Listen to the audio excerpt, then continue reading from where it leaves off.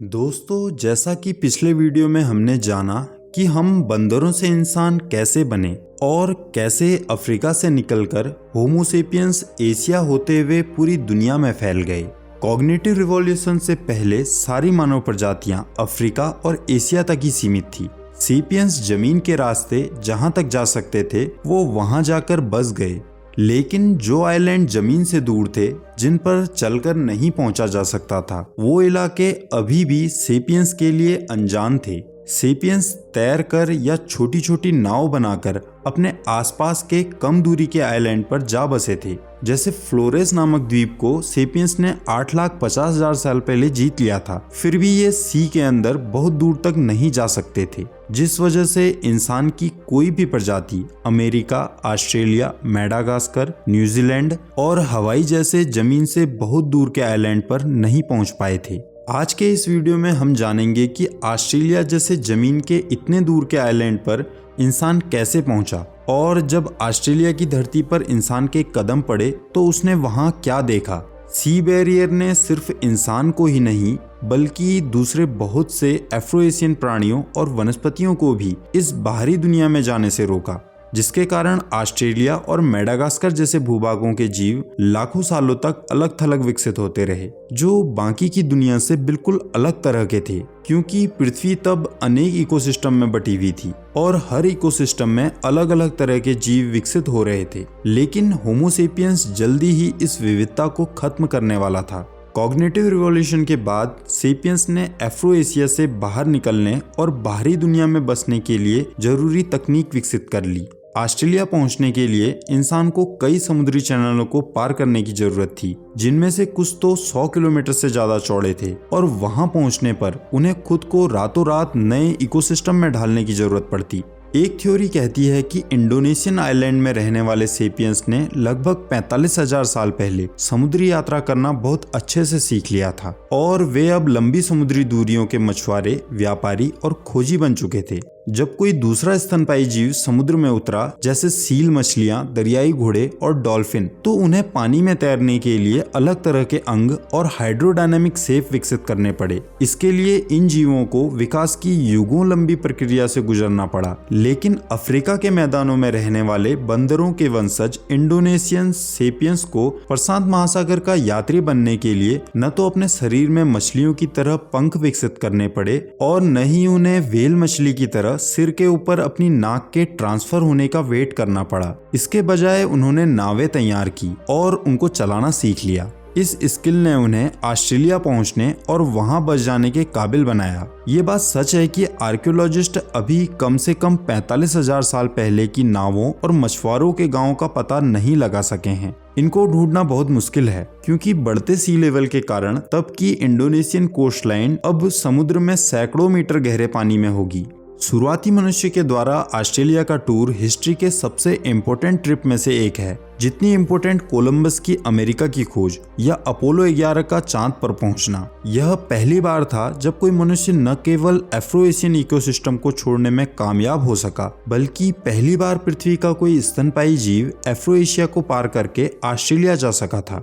मनुष्य ने जब अपने कदम ऑस्ट्रेलिया की धरती पर रखे तो उसका सामना ऐसे जीव जंतुओं से हुआ जो उसने आज तक नहीं देखे थे, जिसमें 200 किलो का 2 मीटर लंबा कंगारू और आज के समय के बाघ जितना बड़ा बच्चे की थैली वाला मार्सुपियल शेर शामिल था, जो इस महाद्वीप का सबसे बड़ा परभक्षी था। यहाँ इंसानों को दिखे विशालकाय कोला, जो एक तरह का भालू होता है, और जमीन पर दौड़ते शुतुरमुर्ग से दुगने आकार के न उड़ सकने वाले पक्षी, झाड़ियों के बीच रेंगते ड्रैगन नुमा गिरगिट और 5 मीटर लंबे सांप। पक्षियों और रेंगने वाले जंतुओं को छोड़कर ये सारे जानवर मार्सुपियल थे। जिन जानवरों के पास कंगारू की तरह बच्चे की थैली होती है, उन्हें वैज्ञानिक भाषा में मार्सुपियल कहा जाता है। मार्सुपियल स्तनधारी अफ्रीका और एशिया महाद्वीप में लगभग नहीं पाए जाते थे, लेकिन ऑस्ट्रेलिया इनका असली घर था।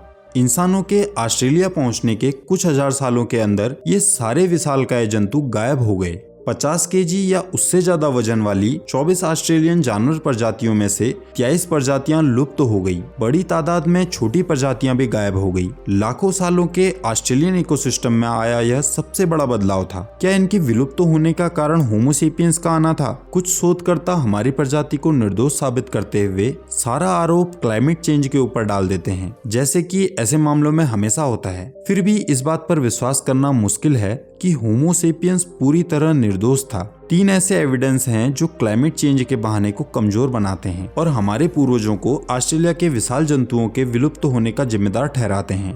पहला एविडेंस है कि भले ही 45,000 साल पहले ऑस्ट्रेलिया में क्लाइमेट चेंज हुआ था, लेकिन ऐसा पहली बार नहीं हुआ था। आजकल हर चीज को क्लाइमेट चेंज के रिजल्ट के रूप में देखने का ढर्रा बन गया है, लेकिन सच ये है कि पृथ्वी का क्लाइमेट कभी एक सा नहीं रहा है। ये निरंतर बदलता रहता है। हमारा ग्रह ठंडे होने और गर्म होने के अनगिनत साइकिल से गुजरा है। पिछले 10 लाख सालों के दौरान औसतन हर 1 लाख साल में आइस एज रही है। पिछली आइस एज 75,000 साल से 15,000 साल पहले तक जारी रही। इसके 2 पीक पीरियड रहे, पहला लगभग 70,000 साल पहले और दूसरा लगभग 20,000 साल पहले। ऑस्ट्रेलिया का विशालकाय डायप्रोटोडोन 15 लाख साल पहले से यहाँ रह रहा था और पिछले कम से कम 10 आइस एज को आसानी से झेल चुका था। ये 70,000 साल पहले आए लास्ट आइस एज में भी बचा रहा। तो फिर ये 75,000 साल पहले क्यों गायब हो गया? अगर डायप्रोटोडोन उस समय गायब होने वाला एकमात्र विशालकाय जंतु होता तो ये सिर्फ एक तुक्का होता कि होमो सेपियंस इसका जिम्मेदार है। लेकिन डायप्रोटोडोन के साथ साथ ऑस्ट्रेलिया के 90% से ज्यादा विशालकाय जंतुओं का लोप हुआ था। ये तो सिर्फ एक इत्तेफाक हो सकता है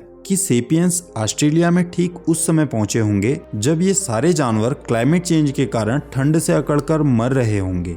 दूसरा एविडेंस है कि जब क्लाइमेट चेंज विनाश का कारण बनता है तो समुद्री जंतु भी उसके उतने ही शिकार होते हैं जितना जमीन में रहने वाले जंतु। लेकिन 45,000 साल पहले समुद्री जंतुओं के गायब होने का कोई एविडेंस नहीं है। अगर इंसान इसका कारण नहीं है तो फिर ऐसा कैसे हो सकता है कि विनाश की लहर ने जमीन में रहने वाले विशालकाय प्राणियों को मिटा दिया जबकि पास के महासागरीय जंतुओं को बख्श दिया? तीसरा एविडेंस है कि जब जब लोग बाहरी दुनिया के दूसरे हिस्सों में जाकर बसे तब ऑस्ट्रेलिया की तबाही से मिलते जुलते विनाश के चिन्ह मिले। न्यूजीलैंड के विशालकाय जंतु जिन्होंने 45,000 साल पहले के क्लाइमेट चेंज को बिना किसी खरोंच के झेल लिया था, वो भी तब गायब हो गए जब उस द्वीप पर पहली बार मनुष्य के कदम पड़े। यही हाल आर्कटिक महासागर के रीगल आइलैंड की मेमत प्रजाति का भी हुआ। मेमत नाम के ये विशालकाय हाथी लाखों सालों तक उत्तरी गोलार्ध में फलते फूलते रहे, लेकिन जैसे जैसे होमो सेपियंस फैले, पहले यूरेशिया और फिर नॉर्थ अमेरिका के भी मेमत लुप्त हो गए। 10,000 साल के पहले का समय आते आते दुनिया में एक भी मेमत नहीं बचा सिवाय रीगल आइलैंड पर बचे थोड़े से मेमत के। रीगल के मेमत कुछ 100 सालों तक बचे रहे, लेकिन जैसे ही 4,000 साल पहले मानव समुदाय इस आइलैंड पर पहुंचा, मेमत गायब हो गए। अगर सिर्फ ऑस्ट्रेलिया में ही जीव जंतुओं की प्रजातियां विलुप्त हुई होती तो हम कह सकते थे कि शायद इंसान निर्दोष है, लेकिन हिस्टोरिकल रिकॉर्ड के आधार पर तो यही लगता है कि होमो सेपियंस सीरियल किलर है। कुछ लोग ये कहेंगे कि जब इंसान ऑस्ट्रेलिया जाकर बसा तो उसके पास तो सिर्फ स्टोन एज की तकनीक थी, उसे तब सिर्फ पत्थरों के हथियार बनाना ही आता होगा, तो फिर वो इतने बड़े बड़े जानवरों को कैसे मार सकता है? इस प्रश्न के हमारे पास 3 जवाब हैं। ऑस्ट्रेलिया के ये प्राणी आकार में बहुत बड़े थे और बड़े आकार के प्राणी धीमी गति से प्रजनन करते हैं। गर्भावस्था लंबी होती है और गर्भावस्था के बीच के अंतराल भी बहुत ज्यादा होते हैं। ऐसे में अगर मनुष्य हर कुछ महीने के अंतराल से एक डायप्रोटोडोन को मारता तो जितने डायप्रोटोडोन पैदा नहीं होते उससे ज्यादा इंसानों ने मार दिए होते। कुछ ही सालों के अंदर लास्ट डायप्रोटोडोन मर जाता और उसके साथ ही उसकी पूरी प्रजाति भी खत्म हो जाती। अफ्रो एशिया में पिछले 20,000 सालों से होमो सेपियंस के बिरादर शिकार की तलाश में जंगलों में घूमते हुए विकसित हुए थे। अफ्रीका और एशिया के बड़े जानवरों ने इंसान से बचकर रहना सीख लिया था, इसलिए जब होमो सेपियंस अफ्रो एशिया पहुंचा तो ये बड़े जानवर पहले से ही जानते थे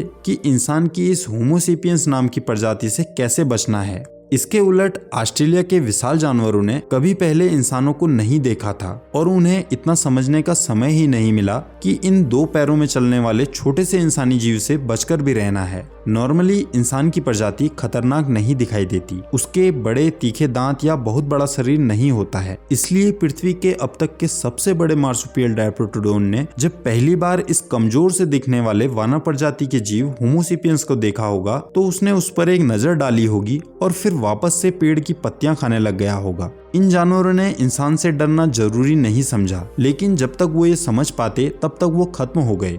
दूसरा कारण है कि जब सेपियंस ऑस्ट्रेलिया पहुंचे तब तक वे फायर एग्रीकल्चर में महारत हासिल कर चुके थे। ऑस्ट्रेलिया पहुंचते ही सबसे पहले उन्होंने जानबूझकर घने जंगलों को जला दिया होगा, जिससे घास के ऐसे खुले मैदान तैयार हो सके जिसमें शिकार आसानी से दिख जाए और उसे फंसाकर मारा जा सके। 45,000 साल पहले ऑस्ट्रेलिया में यूकेलिप्टस के पेड़ बहुत ही कम हुआ करते थे, लेकिन होमो सेपियंस के आने के बाद यूकेलिप्टस के पेड़ों को फलने फूलने के लिए अच्छा मौका मिल गया, क्योंकि इसको आग से कम नुकसान पहुंचता है। इसलिए दूसरे पेड़ और झाड़ियां आग के कारण गायब होती गई और ये फैलते गए। तीसरा कारण ये बात तो प्रूव है कि हंटिंग और फायर का जानवरों के विनाश में मेन रोल रहा था, लेकिन हम क्लाइमेट चेंज को पूरी तरह नहीं नकार सकते। लगभग 45,000 साल पहले जब ऑस्ट्रेलिया में क्लाइमेट चेंज हुआ तो इस बार ऑस्ट्रेलिया के जानवर इसे नहीं झेल पाए, क्योंकि इंसानों ने ऑस्ट्रेलिया के क्लाइमेट को बहुत बदल दिया था। क्लाइमेट चेंज और इंसानों के द्वारा शिकार करने से ये जानवर अब चारों ओर से फंस गए थे। अब चाहे जो भी कारण रहा हो, लेकिन इस बात को नकारा नहीं जा सकता कि अगर होमो सेपियन ऑस्ट्रेलिया नहीं गए होते तो आज भी ऑस्ट्रेलिया में मार्सुपियल शेर, डायप्रोटोडोन और बड़े बड़े कंगारू रह रहे होते। ऑस्ट्रेलिया में तबाही मचा के होमो सेपियंस ने हमारे ग्रह के इकोसिस्टम को चेंज कर दिया, लेकिन इसके बाद इससे भी बड़ी तबाही होमो सेपियंस ने अमेरिका में मचाई, जिसके बारे में हम अगले वीडियो में जानेंगे। ये सारी बातें हमने बताई हैं युवल नोआ हरारी की बुक सेपियंस से। दोस्तों, अगर आपको ये वीडियो पसंद आई हो तो इस वीडियो को लाइक जरूर कीजिए और ऐसे ही नॉलेजेबल वीडियो देखने के लिए आप चैनल को सब्सक्राइब भी कर सकते हैं।